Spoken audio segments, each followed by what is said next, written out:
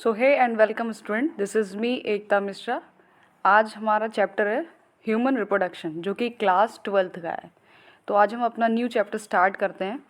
ये बहुत important chapter है। यहाँ से 4 से 5 सवाल आपके नीट में और किसी भी बीएससी नर्सिंग या फिर और भी सीनेट जैसे एग्ज़ाम में पूछे जाते हैं। तो बहुत इम्पॉर्टेंट चैप्टर है। तो आइए स्टार्ट करते हैं अपने इस चैप्टर को। As you are aware, humans are sexually reproducing and viviparous. तो जैसा कि आप सबको पता है कि ह्यूमंस जो होते हैं वो सेक्सुअली रिप्रोडक्शन करते हैं। और विविपेरस मीन्स क्या होता है? विविपेरस ऐसे होते हैं जो बर्थ देते हैं। वहीं पे ओविपेरस आपको पता होगा, ऐसे होते हैं जो एग ले करते हैं। ठीक है, तो ह्यूमंस क्या होते हैं? सेक्सुअली रिप्रोडक्शन करते हैं। विविपेरस होते हैं क्योंकि वो बर्थ देते हैं। ठीक है, The reproductive event in human include formation of gamete. ठीक है, अब जो रिप्रोडक्टिव इवेंट होता है ह्यूमंस में वो क्या होता है? फॉर्मेशन करता है क्या? गैमीट का, जिसे हम गैमेटोजेनेसिस बोलते हैं। ठीक है, sperm in male and ovum in female. तो स्पर्म किस में होता है? मेल में होता है और ओवम आपका होता है फीमेल में। ठीक है, transfer of sperm into a female genital tract, insemination and fusion of male and female gamete is fertilization. देखिए, स्पर्म का ट्रांसफ़र करना फीमेल के जेनाइटल ट्रैक में यानी वजाइना में, उसे हम इंसेमिनेशन बोलते हैं। और फ्यूज़न होना मेल और फीमेल के गैमीट का, ठीक है, उसे हम फर्टिलाइजेशन बोलते हैं। ठीक है, leading to formation of zygote. उसके बाद से क्या होता है? जाइगोट बनता है हमारा। ठीक है, This is following by formation and developing of blastocyst and it attached to the uterine wall, जिसे हम इम्प्लांटेशन कहते हैं। ठीक है, तो बेसिकली ह्यूमन में कई सारे रिप्रोडक्टिव इवेंट होते हैं। ठीक है, उसमें पहला क्या है? गैमेटोजेनेसिस, जो यहाँ पे आप अभी देखा हम लोगों ने। ठीक है, जहाँ पे क्या होता है? फॉर्मेशन होता है किसका? गैमीट का। ठीक है, स्पर्म में क्या होता है? स्पर्म मेल में बनता है और ओवम फीमेल में बनता है। स्पर्म का ट्रांसफ़र होना फीमेल के जेनाइटल ट्रैक यानी वजाइना में, उसको हम इंसेमिनेशन बोलते हैं। ठीक है, उसके बाद से अब मेल एंड फीमेल के गैमीट का जो फ्यूज़न होगा, ठीक है, उसे हम फर्टिलाइजेशन बोलेंगे। ये आपको बता दिया, फर्टिलाइजेशन। ठीक है, मीन्स स्पर्म जब ओवम से मिलेगा तो हम क्या बोलेंगे? फर्टिलाइजेशन हो गई। ठीक है, और अब जब फर्टिलाइजेशन हो जाएगी तो जाइगोट बनेगा। ठीक है, जाइगोट एक ऐसा सेल होता है जो डैप्लॉइड नेचर का होता है। ठीक है, 2n में होता है। ठीक है, जिसे हम आगे देखेंगे क्या होता है। तो बेसिकली क्या होता है? इम्प्लांटेशन हो जाता है।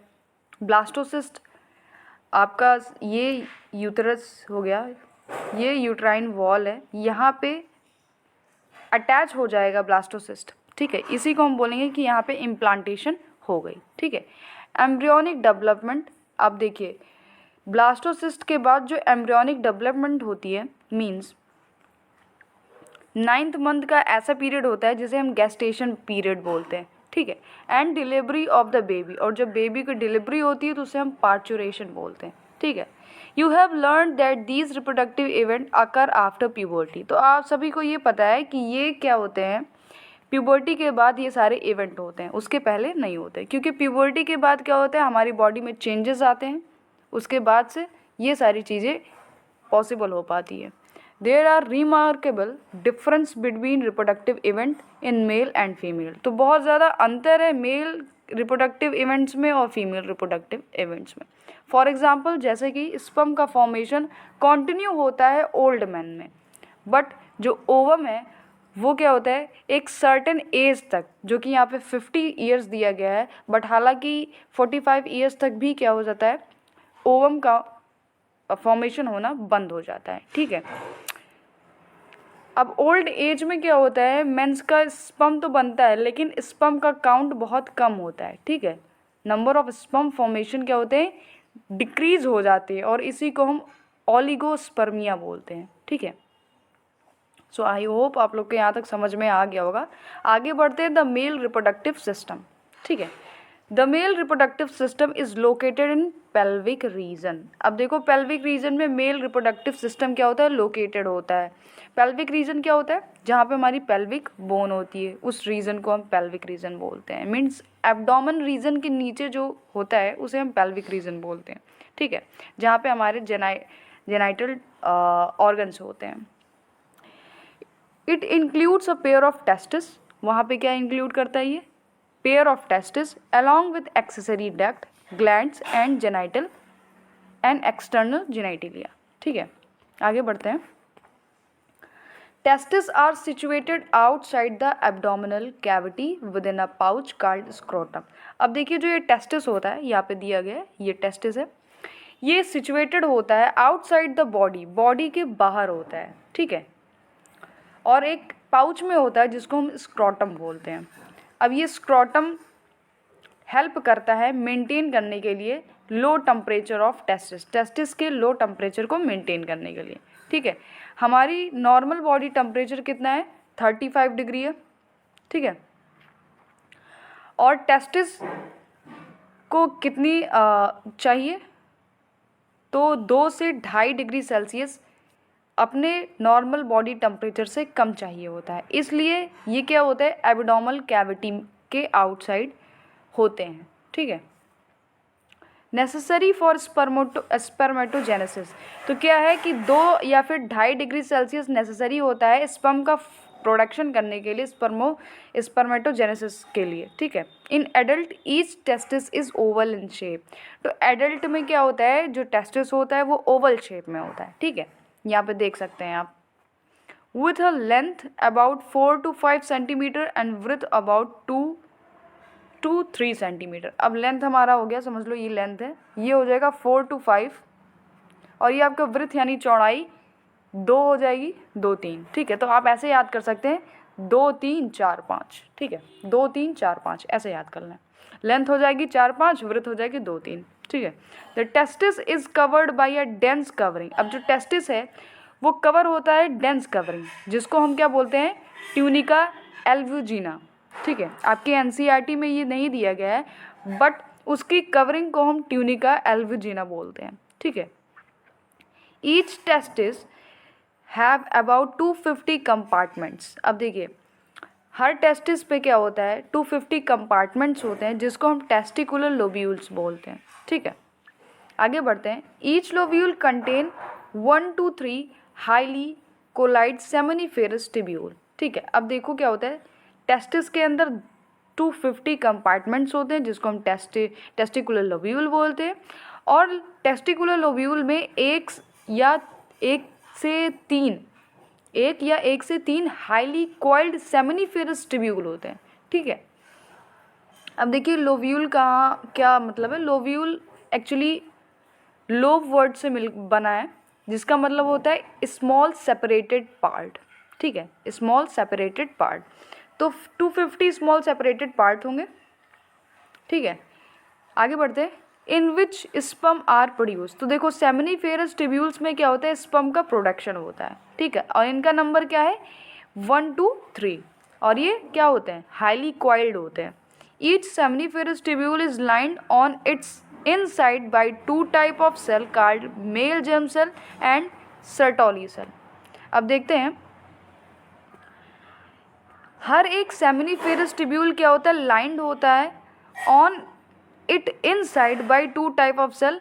पहला हो गया हमारा male germ cell and Sertoli cell, ठीक है। देखिए इस मेल जर्म सेल में क्या होता है, मियोसिस आगे होगा, ठीक है, यहाँ पे लिखा हुआ है, बट आपको ये जानना जरूरी है कि मेल जर्म सेल क्या करता है और सर्टोली सेल क्या करता है। तो मेल जर्म सेल एक्चुअली क्या करता है, स्पर्मेटोगोनिया, यहाँ पे लिखा है स्पर्मेटोगोनिया, स्पर्म में ये बनने में हेल्प करता है, ठीक है। और जो सर्टोली सेल है वो क्या करता है, जो हमारा स्पर्म बनेगा उसको न्यूट्रिशन प्रोवाइड कराता है, ठीक है, जर्म सेल को न्यूट्रिशन प्रोवाइड कराता है। The male germ cell undergo meiotic division. अब मेल जर्म सेल में मियोटिक डिवीज़न होगा, मियोसिस होगा, ठीक है।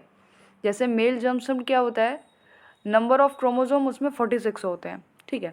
अगर मेल जर्म सेल हो गया उसमें नंबर ऑफ क्रोमोसोम 46 है, यानी वो किस नेचर का है, डेप्लॉइड है। ठीक है, अब क्या होगा, इसमें मियोसिस होगा। मियोसिस होगा तो मियोसिस क्या है, आप सबको पता है, रिडक्शनल डिवीज़न बोलते हैं। ठीक है, यानी जितना ये 46 है उसका नंबर क्या हो जाएगा, रिड्यूस हो जाएगा, 23 हो जाएगा। ठीक है, तो मेल जर्म सेल से हमारा स्पर्म का फॉर्मेशन होता है, तो स्पर्म जब बनेगा, ठीक है, तो वो किस नंबर में होगा, 23। ठीक है, तो मियोसिस के बाद 23 हो जाएगा, मतलब स्पर्म में जो नंबर ऑफ क्रोमोसोम होंगे वो 23 होंगे। ठीक है, तो स्पर्म क्या होगा, हैप्लॉइड होगा। तो स्पर्म और ओवम दोनों हैप्लॉइड होते हैं। ठीक है, finally leading to sperm formation, वही दिया है कि मेल जर्म सेल क्या करेगा, स्पर्म का फॉर्मेशन करेगा, जबकि सर्टोली सेल क्या प्रोवाइड करेगा, न्यूट्रिशन प्रोवाइड करेगा, किसको, जर्म सेल को। ठीक है, the region outside the seminiferous tubule called interstitial space. अब देखिए, सेमिनिफेरस टिब्यूल के बाद बाहर जो रीजन होता है उसे हम इंटरस्टिशियल स्पेस कहते हैं। ठीक है, इस स्पेस में कई सारे छोटे छोटे ब्लड वेसिकल्स होते हैं। ठीक है, आगे लिखा हुआ है, पढ़ते हैं। Contain small blood vessels and interstitial cell और लेडिक सेल। ठीक है, तो इस स्पेस में कई सारे छोटे छोटे ब्लड वेसल्स मिलती हैं जिनमें ब्लड फ्लो करता है, साथ ही यहाँ इंटरस्टिशियल सेल मिलते हैं जिसे हम क्या बोलते हैं, लेडिक सेल बोलते हैं। ठीक है, इंटरस्टिशियल सेल को हम लेडिक सेल भी बोलते हैं, इसका दूसरा नाम है। ठीक है, Leydig cell synthesize and secrete testicular hormone. अब जो लेडिक सेल होता है, ठीक है, वो क्या सिंथेसाइज करता है, टेस्टिकुलर हार्मोन्स को। ठीक है,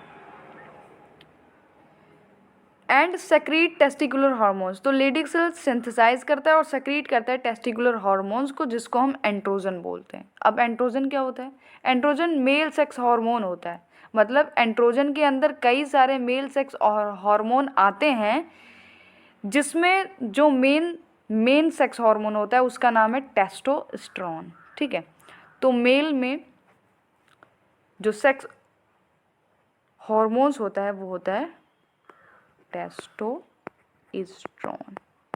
ठीक है, टेस्टोस्टेरोन होता है।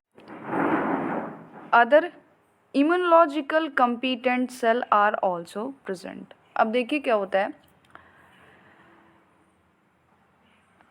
इंटरस्टिशियल स्पेस में क्या होते हैं, इम्यूनोलॉजिकल कंपिटमेंट सेल क्या होते हैं, पाए जाते हैं। इम्यूनोलॉजिकल कंपिटमेंट का मतलब क्या होता है एक्चुअली, देखो, अगर यहाँ पे इंटरस्टिशियल स्पेस में बाहर से कोई भी बैक्टीरिया, वायरस या भी कोई भी चीज़ आएगी अंदर की तरफ, तो क्या होगा, जो इम्यूनोलॉजिकल कंपिटमेंट सेल हैं वो क्या करेंगे, एक्टिवेट हो जाएंगे और बैक्टीरिया, वायरस या फिर बाहर से कोई भी आने वाली चीज़ को क्या कर देंगे, डिस्ट्रॉय कर देंगे। ठीक है, तो यही दिया गया है कि यहाँ पे क्या रोल होता है इम्यूनोलॉजिकल कंपिटेंट सेल का। ठीक है, the male sex accessory duct include rete testis, vasa efferentia, epididymis, vas deferens. अब देखिए क्या होता है, एक्सेसरी डक्ट मीन्स क्या होता है, एक्सेसरी डक्ट ये और कुछ भी नहीं है, ये ट्यूब्स हैं। ठीक है, ये क्या है, ट्यूब्स हैं। ये rete testis, vasa efferentia, epididymis, vas difference, ये सारी क्या है, ट्यूब्स हैं जो एक दूसरे से जुड़ी हुई हैं, कनेक्टेड हैं। इस ट्यूब्स के अंदर क्या होता है, स्पर्म का ट्रांसफ़र होता है, या फिर इन ट्यूब्स में क्या होता है, स्पर्म टेम्परेरी कुछ समय के लिए स्टोर होते हैं। ठीक है, the seminiferous tubule of testis open into the vasa efferentia through rete testis. अब सेमिनिफेरस में एक सेल पाया जाता है जिसे हम मेल जर्म सेल बोलते हैं, अभी आपको आगे बताया था। ये मेल जर्म सेल स्पर्म का फॉर्मेशन करते हैं और स्पर्म बनने के बाद वो बाहर आता है किसके थ्रू, रेटिटेस्टिस के थ्रू। ठीक है, तो यहाँ पे स्पर्म बन गया हमारा और यहाँ पे रेटिटेस्टिस के थ्रू वो क्या हुआ, बाहर आया। ठीक है, तो पहले क्या होता है, पहले हमारा सेमिनिफेरस ट्यूब्यूल होते हैं, एसटी जिसको बोल दे रहे हैं, फिर मेल जर्म सेल बनता है। ठीक है, मेल जर्म सेल, फिर स्पर्म बनता है, उसके बाद क्या होता है, रेटिटेस्टिस में स्पर्म आके बाहर निकलता है। ठीक है, the vasa efferentia leave the testis and open into epididymis located along the posterior surface of each testis. अब देखिए, जो वॉसा इफरेंशिया होता है वो लीव कर देता है टेस्टिस को, ये वॉसा इफरेंशिया लीव करता है टेस्टिस को और कहाँ ओपन होता है? एपिडिडाइमिस, ये एपिडिडाइमिस में। चूंकि ये पोस्टीरियर पे है, पोस्टीरियर मीन्स क्या है? ऊपर है, पोस्टीरियर सरफेस पे है, ठीक है। तो वासा एफरेंसिया टेस्टिस के बाहर आएगा और वो एपिडिडाइमिस में ओपन हो जाएगा। तो एपिडिडाइमिस टेस्टिस के ऊपर सरफेस पे मिलती है। आगे देखते हैं। The epididymis leads to vas deferens that ascent to the abdomen and loop over the urinary bladder. अब क्या होता है? ये एपिडिडाइमिस वॉस डिफरेंस में ओपन होगी। वॉस डिफरेंस क्या होगा? ये यूरिनरी ब्लैडर के ऊपर से होकर जाती हैं। आप फिगर में देख सकते हैं, ये आपकी वॉस डिफरेंस हो गई, ये आपका यूरिनरी ब्लैडर हो गया, यहाँ से लूप करके इसके ऊपर से ये क्या हुई है? जा रही है, ठीक है। आगे देखते हैं। It receive a duct from seminal vesicle and open into urethra as a ejaculatory duct. Vas deferens से एक डक्ट यानी एक ट्यूब आके मिलेगी। ये ट्यूब सेमिनल वेसिकल से आएगी, ठीक है। अब वॉस डिफरेंस यूथरा में खुलेगा, तो यूथरा, जो यूथरा होता है वो किससे बनता है? इजैकुलेटरी डक्ट से, ठीक है। जिसमें क्या होता है? आपका सीमन बाहर निकलता है, जिससे अभी आप यहाँ पे देखेंगे तो आपको क्लियर हो जाएगा। फिगर में ऐसे क्लियर नहीं होता। देखिए, ये आपका यूरिनरी ब्लैडर है, यहाँ पे वॉस डिफरेंस गई, सेमिनल वेसिकल आके वॉस डिफरेंस से मिल रही है, ठीक है। उसके बाद से ये क्या हो गया? आपका यूथरस हो गया, और ये आके इसको हम यूथरस हो गया, और यहाँ पे क्या होगा? इसी को हम इजैकुलेटरी डक्ट बोलते हैं, ठीक है। इस ट्यूब को हम इजैकुलेटरी डक्ट बोलते हैं, जहाँ से क्या होता है? सीमन या फिर स्पर्म बाहर आते हैं, ठीक है। तो आगे बढ़ते हैं। These duct store and transport the sperm. तो ये सारे ट्यूब्स क्या करते हैं? स्पर्म को कुछ समय के लिए क्या करते हैं? स्टोर करके रखते हैं या फिर ट्रांसफ़र करते हैं। कहाँ से? From the testis to the outside through urethra, ठीक है। टेस्टिस से कहाँ से? यूरेथ्रा के through. The urethra originate from urinary bladder and extends through the penis to its external opening called urethral meatus. तो देखो क्या होता है? यूथरा कहाँ से ओरिजिनेट होता है? यूरिनरी ब्लैडर से, और ये एक्सटेंड करता है आगे। ये है आपका यूरेथ्रा, ठीक है। ये यूरिनरी ब्लैडर से क्या हुआ है? ओरिजिनेट हुआ है, आगे ये एक्सटेंड हुआ है, जिसको हम पेनिस बोल रहे हैं, ठीक है। उसके बाद से यहाँ पे जो है आपका, इसी को हम बोल रहे हैं यूरेथ्रल मीटस। पेनिस के बाहर के साइड जो आपका ये है, इसी को हम यूरेथ्रल मीटस बोलते हैं, ठीक है। सो आई थिंक आप लोग को यहाँ तक समझ में आ गया होगा। आगे बढ़ लेते हैं। The penis is a male external genitalia. तो जो पेनिस होता है वो क्या होता है? मेल एक्सटर्नल जेनिटिलिया होता है, आप सबको पता है। ये किससे बनता है? एक स्पेशल टाइप ऑफ टिश्यू से बनता है, ठीक है, जो कि हेल्प करता है किसके लिए? इरेक्शन के लिए, ठीक है। Erection of the penis to facilitate insemination. अब देखिए, इरेक्शन होगा तभी क्या होगा? इंसेमिनेशन होगा, ठीक है। तो कुछ स्पेशल टाइप के टिश्यू से मिलकर बना हुआ होता है पेनिस, जो कि क्या करता है? इरेक्शन करता है, इरेक्शन में हेल्प करता है वो स्पेशल टाइप ऑफ टिश्यू, और फिर क्या होता है? इंसेमिनेशन उसकी हेल्प से होता है। The enlarge end of penis called glans penis. अब देखिए, जो इनलार्जमेंट पीनस होता है उसे हम ग्लैंस पीनस के बोलते हैं, ठीक है, जो कि कवर्ड होता है लूज फोल्ड, जिसको हम फॉरस्किन बोलते हैं, ठीक है। तो आगे आपने यहाँ पे देखा होगा, ग्लैंस पीनस ये है, ये इनलार्जमेंट है, ऐसे कुछ बना है, तो इसी को हम ग्लैंस पीनस बोलते हैं, ठीक है। और ये फॉरस्किन है, ये लूजली होती है, अभी आपको बताया, ठीक है, ये लूजली फोल्ड होता है। The male accessory gland include paired seminal vesicle, prostate, paired bulbourethral gland. अब देखिए क्या होता है? मेल एक्सेसरी ग्लैंड क्या होती है, ठीक है। ग्लैंड एक स्पेशल टाइप की ट्यूब होती हैं, ठीक है, किसी चीज़ का सेक्रेशन करती हैं ये, ठीक है। तो सेमिनल वेसिकल, प्रोस्ट्रेट और बल्बोरेथ्रल ये क्या है? मेल एक्सेसरी डक्ट है या फिर ग्लैंड है। Secretion of these gland constitute the seminal plasma. तो इन सारे यानी सेमिनल वेसिकल, प्रोस्टेट और बल्बोयूथरल से क्या होता है, सेक्रीशन होता है और वो क्या कॉन्स्टिट्यूट करता है, सेमिनल प्लाज्मा को, यानी कुछ फ्लूइड यहाँ से निकलेगा और सेमिनल प्लाज्मा बनाएगा, ठीक है। Which is rich in fructose, जो कि रिच होता है किसमें, फ्रक्टोज में, कैल्शियम में और कुछ एंजाइम्स में। The secretion of bulbourethral gland also help in lubrication of penis. अब देखिए जो बल्बोयूथरल ग्लैंड है वो सेक्रीशन करेगा और ये हेल्प करेगा किसमें, लुब्रिकेशन ऑफ पीनस में, ठीक है। सो आई होप आप लोग को यहाँ तक समझ में आ गया होगा, ठीक है। तो पढ़ते रहिए, चैनल को लाइक, सब्सक्राइब एंड शेयर करना मत भूलिए। धन्यवाद।